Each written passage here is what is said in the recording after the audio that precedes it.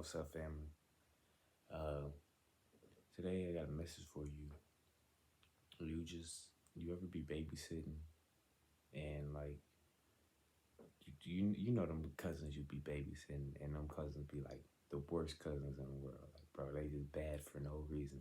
I know you got that cousin, and you be babysitting and they just doing what they do, just being bad, running around the house because they mom gone, and you kind of young, or you know you around their age and they ain't gonna listen to you, right? Or they like younger than you, and they just being bad, bro. And you telling them sit down, stop doing this, stop doing that, and you trying to correct them, right? And they not listening because why would they listen? Y'all about the same, around the same age, 5, 10 year age gap. He's not gonna listen to you. And then something happens, like they fall, they hurt themselves, or they do something, they break something, and then now they sad or now they mad because they hit something, or say they run into a wall, or they stump their toe or run into a table. Now they on the floor crying, and you gotta go nurse them and be like, "I told you stop doing that, and I told you not to do that." Now you gotta sit down and you gotta get them to stop crying. You gotta give them a treat or something to stop crying and turn on TV. Be nice to them, and it could have all been avoided if they let you correct them, right? So I just come and I just say, let him correct you. Let your father correct you. Because when you follow Christ, you might be trying to do everything your way and thinking it's the right way, but it's not. You can mess up. You mess up, and you can do some things wrong because nobody's perfect. We all make mistakes somewhere along our journey, and somewhere we're going to get corrected, and that's fine because he only corrects the ones that he loves and the ones he cares about. And when you follow Christ, he wants to change you because he loves you enough to save you, but he loves you too much to keep you the same. So it's his job to transform you into this holy being. It's his job to correct you when you fall down the wrong thing. It's his job to correct you when you do sin. But it's just his way of showing his love for you because he wants the best for you. And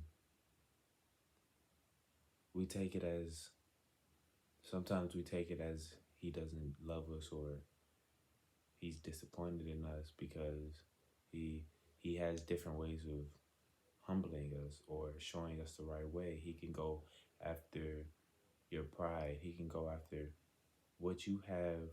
If you sit on that pedestal above him, he'll come for that thing.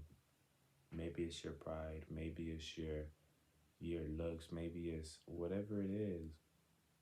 He could break that thing down and show you, but it's not always bad because it's a lesson in everything he does. It's a lesson in everything he shows us. Everything that we go through is a lesson into it. And sometimes we don't see that as a lesson until after. We may be going through stuff, maybe having trouble with something, and we try to make excuses like he doesn't love us, or why is this happening to me? Why is this happening to me? And then you don't really see that plan until after it's done. Then you look back and it's like, oh, I see why I went through that. I see why he was trying to correct me. And I just say you have to let yourself be corrected. You gotta let him correct you. He loves you. He just wants you to do the right things in his will. And sometimes we get our will mixed up with his will because it's easy to get deceived like that. It's easy to follow your your what's the word I'm looking for? Your short-term pleasures for your long-term pleasures. We gotta look for the long-term pleasures. We can't look towards the short-term problem solvers. We can't look towards the lust. We can't look towards the alcohol. We can't look towards the drugs because it's the short term fix that's going to create a long term problem. So we have to look for the long term problem that's going to fix the long term problems. So when you, and most of the time, it's us blocking ourselves from our problems. We go to social media to fix our problems. We go to TikTok and just scroll for hours on hours on hours, watch YouTube videos and watch movies for hours and hours and hours, when you can literally just get in your Bible for 3 minutes and you'll be okay for the day. Just one word can turn your whole day around. One word from the Bible, one word from Jesus will fix your whole day, will fix your whole situation. And trust me, because